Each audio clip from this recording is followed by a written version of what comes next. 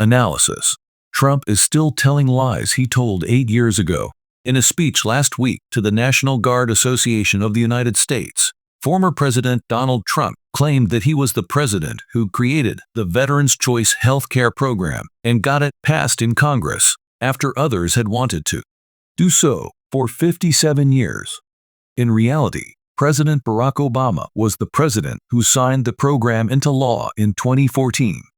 The law Trump signed in 2018, the VA Mission Act, expanded the Veterans' Choice Program but didn't create it. I could fact-check this Trump lie half asleep because he's been telling it for more than 6 years. Trump's lying is most exceptional in its relentlessness, a never-ending avalanche of wrongness that can bury even the most devoted fact-checkers. But it's also notable for its repetitiveness. He has found his hits, and he'll keep playing them no matter how many times they are debunked. As Trump enters the post-Labor Day sprint of his 2024 campaign for the presidency, his commentary is filled with many of the same false claims he made as president from 2017 to 2021. He's even repeating some of the false claims he used during his 2016 presidential campaign. Trump keeps deploying his old favorites. As a fact-check reporter for CNN, I watch or read the transcript of every public appearance by Trump and his Democratic opponent, Vice President Kamala Harris. While Harris's campaign remarks to date have been heavy on thematic rhetoric and light on assertions of fact, with a smattering of false or misleading claims, Trump's 2024 interviews and speeches are littered with old falsehoods I've come to call the repeats, assertions I have fact-checked as false over and over for years.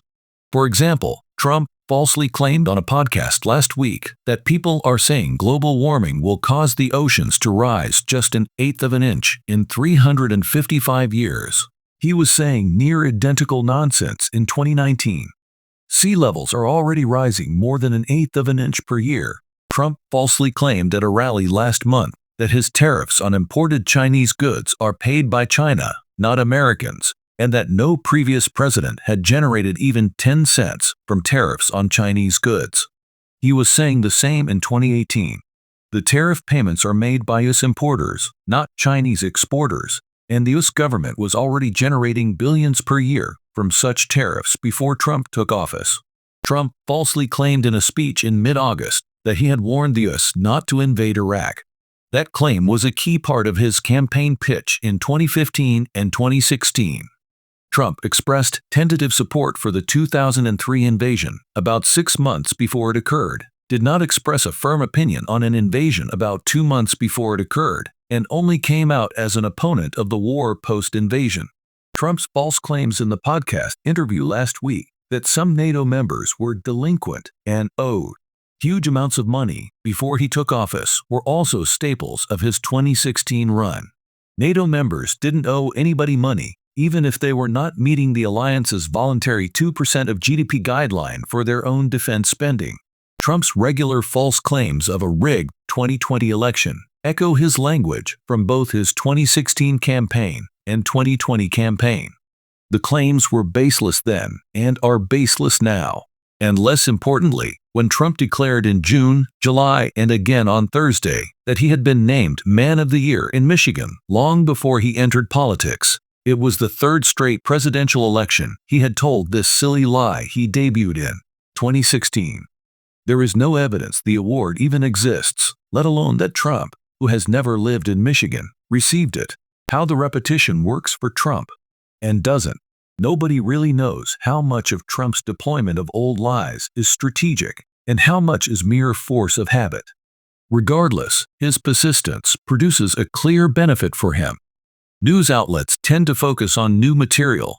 While some outlets may be inclined to fact-check a false Trump claim the first, second, third, or even 10th time he utters it, they are far less likely to devote precious resources to a claim on the 100th or 150th utterance, especially because he is constantly mixing in dozens of new lies that require time and resources to address. And so, by virtue of shameless perseverance, Trump often manages to outlast most of the media's willingness to correct any particular falsehood, eventually getting that claim into news coverage and social media clips nearly uncorrected. That's not to say his lying is an unmitigated victory. Numerous polls have found for years that a clear majority of voters do not see Trump as honest. From talking to Americans around the country since 2015, I know there are a lot of people who distrust almost anything he says. I have no doubt that his insistence on continuing to say dozens of things people have already learned are false is part of the reason why. Still, I try to match Trump's tirelessness in lying with my own tirelessness in challenging the lies. The separation of fact from fiction is central to journalists' role in the democratic process. And there are always citizens out there who are hearing even the stallest of deceptions for the first time. So as long as Trump or any other major political figure keeps reviving their past nonsense, we should keep debunking that nonsense, even if we already did it 8 years ago.